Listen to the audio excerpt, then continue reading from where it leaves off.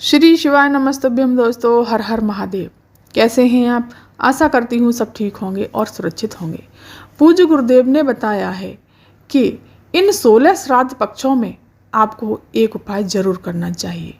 जैसे कि अगर आपका कोई काम ऐसा है जो बहुत दिनों से प्रयास कर रहे हैं और वो काम अटक रहा है, आपने बहुत सारे उपाय कर लिए फिर भी वो काम आगे बढ़ ही नहीं रहा और वो काम अटक रहा है और वो काम ऐसा ज़रूरी है कि आपको करना ही करना है, तो आप इन 16 श्राद्धों में से एक दिन कोई भी चुन लीजिए। किसी भी दिन आप इस उपाय को कर सकते हैं।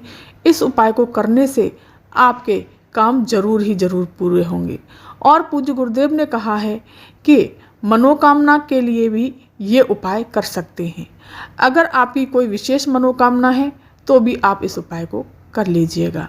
पूज्य गुरुदेव के मुखारबिंद से सुनकर के, उनकी कथा सुनकर के मैं इस उपाय को आपको बहुत अच्छे से और विस्तार से समझाऊंगी। अगर आपकी बात कोई समझ में नहीं आती है तो आप कमेंट करके मुझे पूछ लीजिएगा।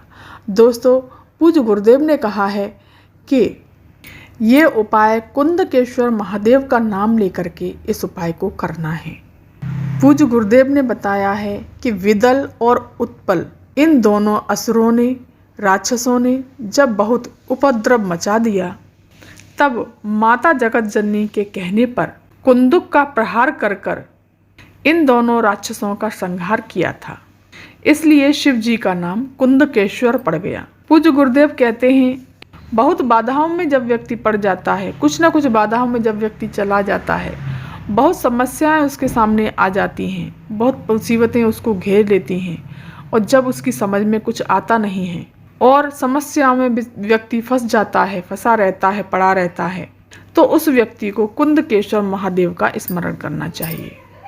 चलिए जानते हैं इस उपाय के बारे में जो पूज्य गुरुदेव ने बताया है। आपको सबसे पहले क्या करना है, 2 तांबे के कलश लेने हैं, मतलब तांबे के लोटे ले लीजिए, तांबे के 2। तो एक पात्र में आपको डालना है थोड़ा सा गंगा जल और एक पात्र में डालना है सादा जल, और गंगा जल जिस पात्र में डाला है उसमें भी सादा जल आपको भर लेना है। पूरा आधा गंगा जल भर लें और आधा जल भर लें, और उस पात्र में आपको थोड़ा सा डालना है शहद। क्या डालना है दोस्तों? शहद। शहद डाल करके आपको ये दोनों लोटों को लेकर के, दोनों पात्रों को लेकर के पहुंच जाना है शिव मंदिर। तो सबसे पहले आपको क्या करना है कि शिव मंदिर पहुंच करके शिवलिंग के पास जा करके खड़े हो जाना है, उत्तर दिशा की तरफ मुख करके, और श्री शिवाय नमस्तभ्यम मंत्र का जाप करते हुए कुंदकेश्वर महादेव का नाम लेकर के शिवलिंग पर ये सारा का सारा जल आपको समर्पित कर देना है। और अपनी जो भी इच्छा है, जो भी आपका काम अटका हुआ है, वो मनोकामना आपको बोल देनी है, और अपना नाम और गोत्र बोल करके ये मनोकामना बोलनी है दोस्तों।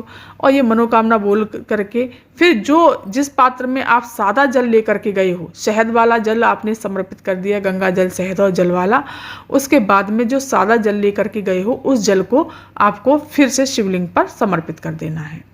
और जहाँ जलाधारी के रास्ते से पानी जा रहा है, जल बह के जा रहा है, वहाँ से थोड़ा सा जल लेके अपनी आँखों से लगाकर अपने हृदय की बात कहकर, अपनी मनोकामना कहकर अपने सीधे घर आ जाना है। तो पूज्य गुरुदेव ने बताया है ये कार्य आप करते हैं किसी भी पितृपक्ष के एक दिन कर लीजिए। इस पितृपक्ष में आप ये कार्य करते हैं तो आपकी मनोकामना, आपका अटका हुआ कार्य, कोई भी समस्या होगी वो जल्द से जल्द महादेव दूर कर देंगे। और पूज्य गुरुदेव ने बताया है कि प्रैक्टिकल करने में आपको क्या जाता है। एक कार्य और बताया है कि अगर किसी दुकान पर बैठे हैं, आप किसी व्यवसाय करते हैं, कोई दुकान करते हैं या रोजगार करते हैं, और काफ़ी समय से आपके पास कोई ग्राहक नहीं आ रहा है, दुकान नहीं चल रही है, तो सिर्फ एक प्रैक्टिकल करके देखिएगा। थोड़ा सा जल, कोई भी जल ले लीजिए हाथ में लेकर के, कुंदकेश्वर महादेव का नाम बोल करके आपको अपने दरवाजे पर, अपने दरवाजे की चौखट पर छींट देना है और बाबा से प्रार्थना करनी है। दोस्तों, पूज्य गुरुदेव ने बताया है कि मात्र 20 मिनट, ज़्यादा से ज़्यादा आधा घंटे में ग्राहक आना शुरू हो जाएंगे। आपको प्रैक्टिकल करने में कुछ नहीं जाता दोस्तों। अगर आपके साथ ऐसा हो रहा है तो आप इस उपाय को ज़रूर ही ज़रूर करिएगा।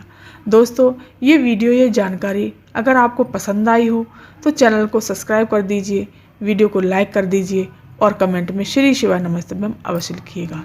धन्यवाद।